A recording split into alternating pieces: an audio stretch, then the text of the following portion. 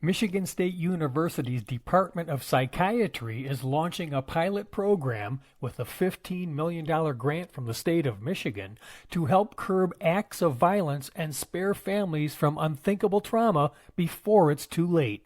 The Center for Targeted Violence Prevention is a collaborative program between the MSU Department of Psychiatry, which is a shared department in the colleges of Osteopathic Medicine and Human Medicine at MSU, and the National Policing Institute, or NPI.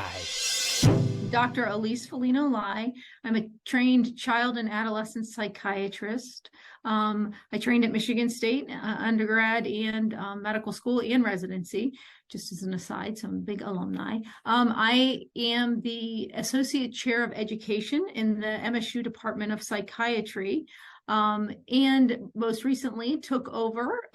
Frank and I have a partnership and I'm the co-director of the Adolescent Targeted Violence Prevention Project. So I'm Frank Straub. I'm the co-director, as Elise said. I'm also an adjunct professor in the Department of Psychiatry here at MSU. And I'm also, in relation to the project, the Senior Director of Violence Prevention Research and Programs at an organization called Safe and Sound Schools, which was started by one of the parents of a little girl, Josephine, who lost her life at Sandy Hook, and Michelle Gay, after the Sandy Hook shooting, created Safe and Sound Schools. So talk about sort of how you two came together and why you're both passionate about this work. Frank and I basically share a mentor. The mentor's name is Dr. Frank Ochberg, who is a professor as well at Michigan State University. And he is the international expert on trauma and trauma injury. And he was one of my professors. And several years ago, probably more than 5 now, I was practicing as a child psychiatrist, treating lots of individuals who had trauma-related disorders. And then acts of mass violence started to increase. And it was an area that we were working on as an aside. And then the Marjory Stoneman Douglas Parkland attack occurred. At that time, Frank Ochberg put me in touch with Frank Straub, and we started working together. At first, I was an advisor with the National Policing Institute and doing after incident event analyses. I also worked with Frank Ochberg on doing a few others, Route 91 in Las Vegas. And then Frank and I have formed a partnership since then. I'll let him fill you in a little bit on his background so then you can see how we came together and developed this project. So I had spent 30 years in federal, state, and local law enforcement, much of which was in the counterterrorism space. And after I left, I joined an organization called the National Policing Institute. And that was in 2015. The San Bernardino terrorist attack had just happened about 3 weeks before I joined. And so one of my first projects was to do an after-action review of the San Bernardino terrorist attack. And then from there, we ended up doing several reviews of mass violence events. We did the mass shooting in Kalamazoo, Michigan. We did the Pulse nightclub shooting. And then, as Elise said, when Marjory Stoneman Douglas happened, I knew Frank Ochberg through a mutual friend and had asked him for a recommendation as to who might be able to join our team. And that's where Elise and I met.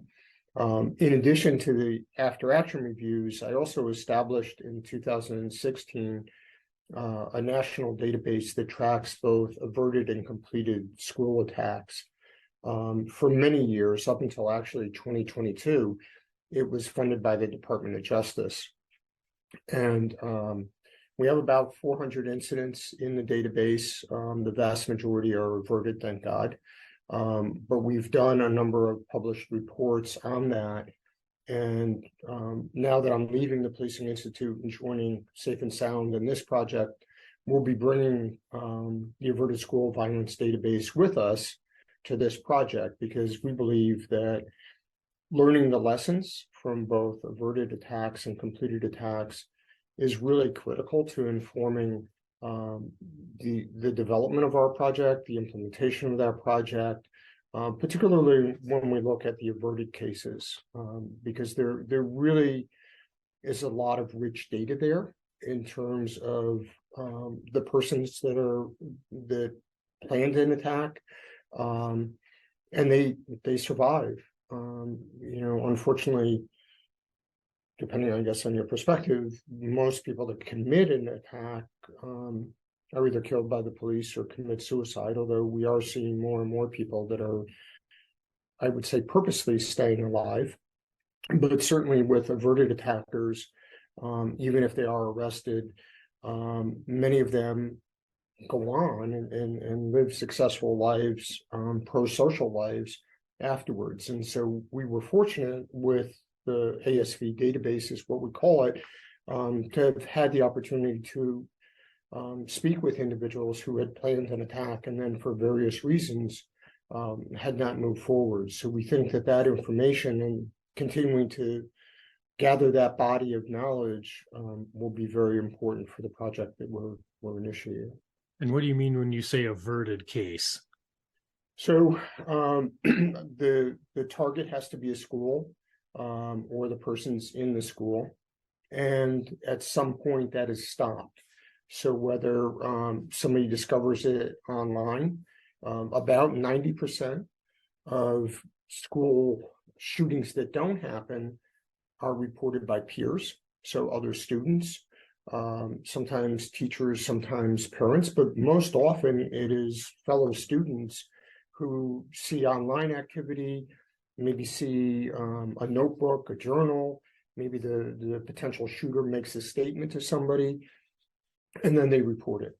And that's critically important, is to recognize somebody planning an attack and talking about planning an attack as a true emergency and one that demands immediate action.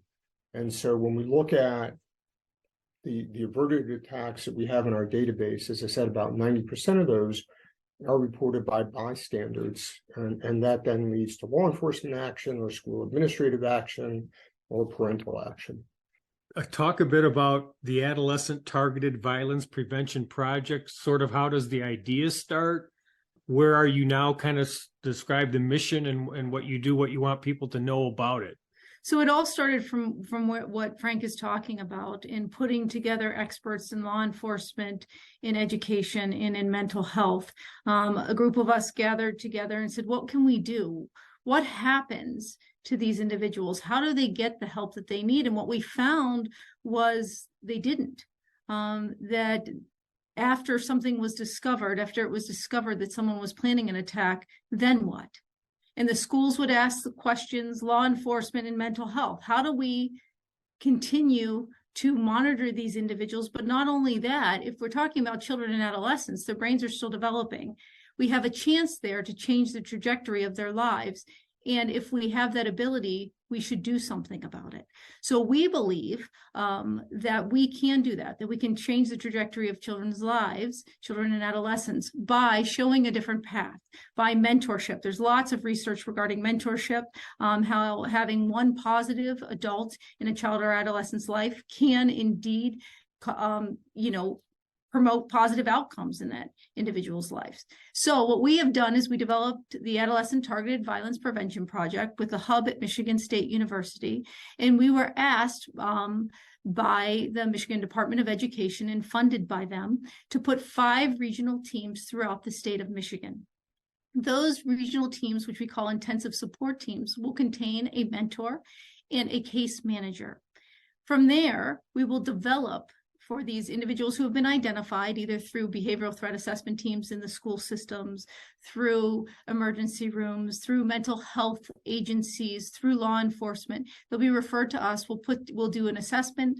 We will develop individualized care plans, and we will ensure that those individualized care plans are indeed administered and the services and resources that the individual and their family need are given to them within their own community. So this is really a community collaborative project.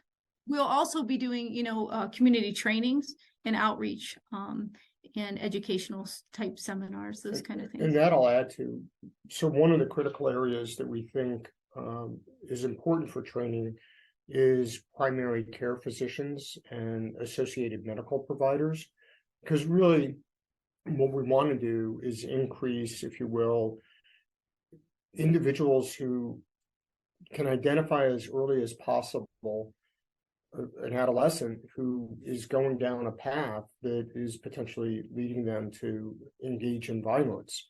And so whether it's a teacher, it's their parent, it's their primary care doctor, it's a nurse practitioner, somebody who's doing some screening as part of the normal course of their business and their interactions, if they can identify behaviors and warning signs, that gives us the opportunity, potentially, all of us, right, not just this project, but all of us, to intervene and change the life trajectory of these young men and women. And we're trying to change the thought about homicidal and suicidal ideation, knowing that they're leading causes of death in the young adult adolescent population. Trained as a physician, I have always said that these are medical emergencies and should be treated. If a child says to you, I don't want to live anymore, or an adolescent, that's the same thing as them saying, I can't breathe. This is a medical emergency. And so we're trying to spread the word that these need to be treated. Suicidal ideation, homicidal ideation with an intent or plan need to be treated as we would any other medical condition. You probably want input from anyone and everyone, right, that can help you do this? Or what kind of involvement are you looking for from the public? Or are you doing your own thing? Or is there a question in there somewhere? I guess, do you want people to contact you? And yeah, so we're in the process now of creating a website, an email address, a telephone number, all of which we'll put out across the state of Michigan, so that individuals have the ability to reach out to us and ask for help. The student would then go through a screening process. Obviously, we'll need, because most of them will be minors, guardian or parental consent, and we would want their involvement as well, because just dealing with the child absent the caregiver is ineffective. And so we will be taking a very holistic approach and looking at all of the individuals that affect this child's life, this adolescent's life, and trying to give all of them the support to create a healthy environment and a healthy future for the clients in the program. yeah, I get it. Now that's kind of what I was asking. You almost need everyone Right. who can see them to report when necessary, and it takes a village, as Hillary Clinton once I was just said, going right? to say that. Yep, Yep. absolutely. Yep. It's just, you must be both so pleased, and I think we've mentioned this a little bit, at least because you kind of said it, that we consider mental health part of our health now as a major advancement. I think COVID kickstarted it, but isn't that just gratifying that we're looking more at our mental health holistically too now? Yes, we're making strides. We really are. In community, you brought up community buy-in. Community buy-in is vital, right? Certainly Frank and I can't fix this alone. So we need the community support. We need the support of Michigan. We have the support of the governor and other entities. But in the community, really, it's vital that we have buy-in from all the entities, mental health, the school system, and law enforcement, in order to make this work. And that's really what's different about our project than other projects. Yeah. How do you balance right to privacy and schools community support? Initially, this program will be on a voluntary basis, right? And we think that'll work because the need for services and for families. I mean, families are desperate, as are school systems, as are our individuals working in the emergency department, as are our law enforcement. We really think that everybody working together, we're going to get much better results than staying siloed in each entity trying to handle this alone. What we really think we need is a community approach. And our goal at the end of the day is to try to keep these individuals out of the juvenile and criminal justice system. That's the goal. So if I was a parent and had concerns about my child and didn't want them to be arrested or didn't want them to continue through the criminal justice system, I would think that this would be a program that I would be very interested in supporting and involving my child in. We also think that it may provide what's commonly referred to as off-ramps. So even for those individuals who may be arrested because they brought a gun to school, this may create an opportunity under judicial supervision to provide an alternative to incarceration. Maybe at that point we would be working hand in hand with a probation officer or a parole officer or a community corrections person. The big thing, again, right, is I think too often programs are focused on the one person. And so we always talk about silos, everybody doing their own thing. But when we treat people, we tend to treat them as individuals. We don't treat them holistically. And we think that that's an essential piece of this, is that we want to be able, if there's a mental health challenge, to engage the appropriate people with that.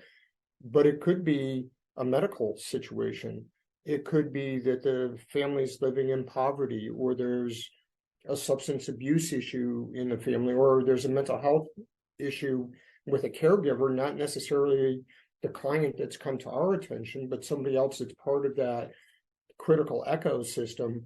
We want to be able to connect them to services also, so that, again, the whole community, that village approach is coming into bearing, but also we're not looking at these individuals in isolation.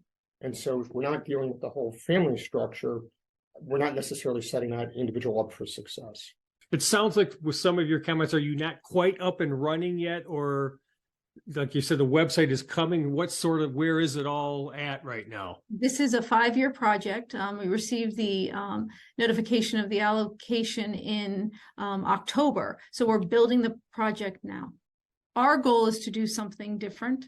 Our goal is to try and prevent these acts and address them when the individual is young, when we have the opportunity to have really positive outcomes. And we think by doing that, we're going to prevent some of these acts and hopefully save lives. We really believe that this has the potential to become not only a Michigan model, but a national model. And we're very fortunate because the appropriation asked for a third-party evaluation. And we were actually approached by Harvard University's Chan School of Public Health, asking if they could do the evaluation because they believe that this has implications not only in Michigan, but across the country and potentially even in Canada. And so, again, we want to be as far, again, I hate to use cliche terms, but as far upstream as possible. We want to get these young men and women before they even enter systems, because then marks have been left, if you will, on their life, right there. And some things have to be undone. Some things are never going to be undone. But if we can raise community awareness, the goal would be in 5 or 6 or 7 years that we don't need this program. That just like we've raised community awareness around cardiac arrest, and we've trained more and more people on CPR and how to use defibrillators and how to contact 911, we want to kind of introduce that same model to this, that when you see the symptoms of a stroke, you see the symptoms of a heart attack, you take action. Well, the same here. The earlier you take that action, the less damage that's done by systems involvement down the road. So we can take something that starts off maybe small, Maybe it's suicidal ideation, not to say that that's small, but maybe it's very, I want to kill myself, a statement like that. But if we take action the first time somebody makes a statement, then we don't have to worry about they just got into the medicine cabinet, or where's my gun, or where's whatever. We've given them help as soon as they've asked for help, or they've given us an indication that they need help. And it's the same with preventing school violence, that as soon as somebody's starting down that pathway, starting to have those thoughts, if we can intervene then, we believe we can really change their life trajectory. Is it appropriate to call this an MSU project, or it just lives here? The MSU Department of Psychiatry received the allocation. Gotcha. But part of the allocation is a partnership, and our partnership is with Safe and Sound Schools. Got you. And because you mentioned the governor, she was very supportive, wasn't she? She was I recall. very supportive in this initiative. I think you're right, Frank. This could be a model at some point. It's great you're all doing this. So appreciate you talking about it today.